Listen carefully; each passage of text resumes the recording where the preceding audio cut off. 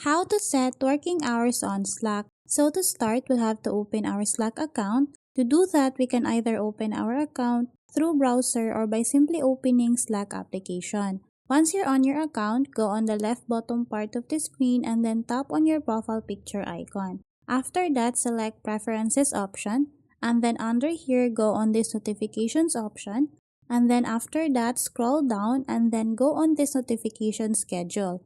In here, we'll have to change the settings under Allow Notifications. So here, we can change our schedule from everyday, weekdays, or custom. So if you want to change your working schedule to custom, simply select on the custom option.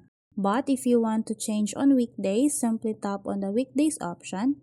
And then after that, we can also change the time. So as an example, I'm going to change my working schedule from 8 a.m. to 4:30 p.m. And then after that, we can also set a default time reminder. So in here, I'm going to change my time reminder to 7:30 a.m. every day.